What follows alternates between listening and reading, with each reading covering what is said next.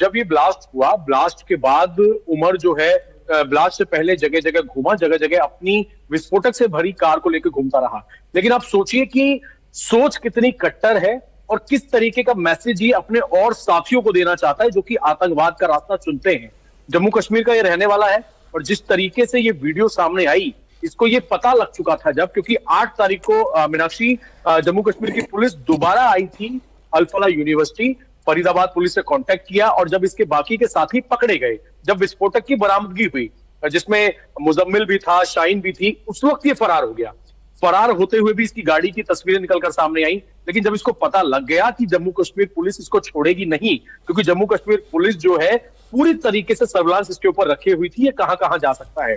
उसके बाद इसकी कट्टर सोच देखिए किस तरीके से इसने सुसाइड बॉम्बिंग की पैरवी की।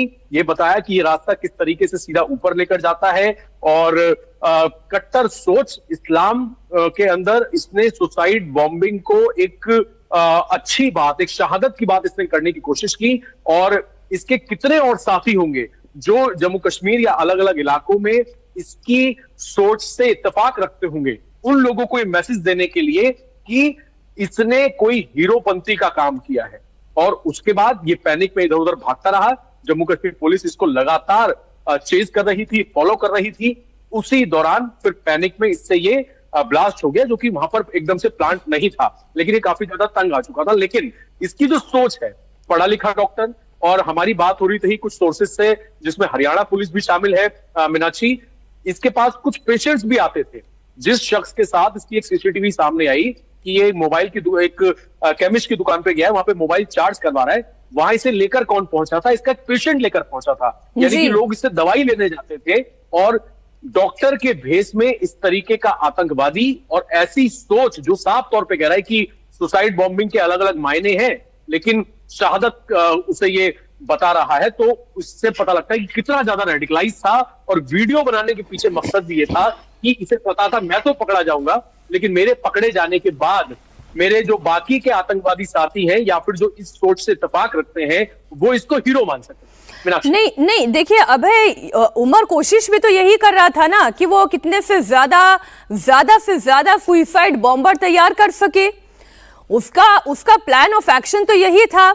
ये तो अलग बात है कि उससे ये धमाका हो गया, उसके पास और कोई चारा नहीं बचा। लेकिन ये फिर से आप सोचिए और इसके एक एक शब्द पर आप गौर करिए, समझने की कोशिश करिए कि इनका ब्रेन किस तरह से काम करता है। ये ना सिर्फ खुद आतंकी बन चुके हैं, बल्कि और बहुत से लोगों को आतंकी, सुसाइड बॉम्बर, फिदाइन बनाने की कोशिश कर रहे हैं। आप फिर से सुनिए इस आतंकी उमर को। A very misunderstood concept is concept of what has been labeled as suicide bombing. It is martyrdom operations, and it is being known in Islam. There are multiple contraindications, but there are multiple arguments that have been brought against it. Martyrdom operations. When a person presumes that he is going for sure die at a particular place at a particular time, he goes against the presumption that a particular is going to die in a particular situation. It's not, we don't have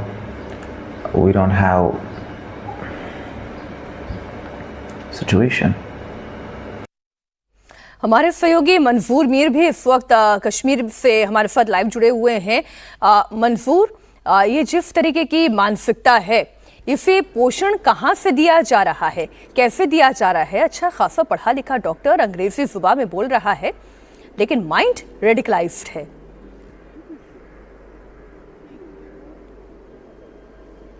देखिए मीनाक्षी, ऐसा पहली बार नहीं हुआ है कि जब किसी भी सुसाइड बम्बर ने मरने से पहले या हमले को अंजाम देने से पहले इस तरह का वीडियो जारी ना किया हो। इससे पहले भी बहुत सारे वीडियोस जो है जो कश्मीर में फिदायीन हमलावर को अंजाम दे चुके हैं, उन्होंने अपना वीडियो है सबसे पहले रिकॉर्ड किया और उसके बाद इस तरह से किसी बड़े हमले को अंजाम दिया। हाल ही में हमने देखा कि पुलवामा अटैक जो हुआ था, जो आदिल ने किया था, उसने भी इसी तरह से एक स्टेटमेंट रिकॉर्ड किया था और उसके बाद फिदायीन हमला किया था।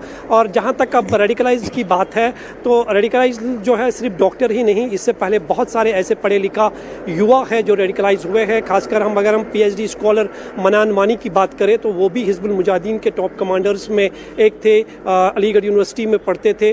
कहीं ना कहीं जो है ये सारा जो कनेक्शन है जो पाकिस्तान में बैठे हैंडलर्स हैं उनकी मदद से हो रहा है और पढ़े लिखे युवाओं को अब, खासकर उन युवाओं को अब चुना जाता है जिनका कोई बैकग्राउंड में कोई क्रिमिनल रिकॉर्ड नहीं है, किसी तरह भी कोई एफआईआर दर्ज नहीं है। अब उन लोगों को चुना जाता है ताकि उन पर ज़्यादा शक न हो और वो आसानी से इस पूरे टेरर मॉड्यूल को जो है अंजाम दे सके और अपने तार जो है वो हर जगह तक फैलाए सके। और यही कारण है कि जो फरीदाबाद में हमने देखा कि वाइट कॉलर टेरर मॉड्यूल जो था, जिसका खुलासा जम्मू कश्मीर पुलिस ने किया, एक पोस्टर की मदद से जम्मू कश्मीर पुलिस को इतना बड़ा खुलासा जो है उन्होंने किया और इतनी बड़ी गिरफ्तारी अमल में लाई गई। तो निसंदेह ही 2019 के बाद जो कश्मीर की सिचुएशन है, खासकर कश्मीर की बात करें तो मिलिटेंसी का ग्राफ जो है वो जीरो पे आ चुका था। डेवलपमेंट देखी जा रही थी, हिंसा, पत्थरबाजी, वो अब एक इतिहास बनता हुआ दिखाई दे रहा था। लेकिन इस तरह से एक समय मिला 2019 से 2025 के बीच, जो पाकिस्तान में बैठे हैंडलर्स थे उन्होंने एक नई रणनीति अपनाई और अब पढ़े लिखे युवाओं को, खासकर जो स्कॉलर्स हैं, उनकी मदद से जो है इस तरह से मिलिटेंसी को अंजाम देने की कोशिशें की जा रही है। लेकिन उनके दिमाग में भरे हुए बारूद को कैसे फूस करना है, उसे ध्वस्त करना है, ये हमारी जांच एजेंसियां कर रही है, ये पुलिस कर रही है। और जम्मू कश्मीर पुलिस के इस मामले में दाद देनी पड़ेगी। जिस तरीके से उन्होंने इस पूरे मामले में शुरुआत में ही तत्परता दिखाई।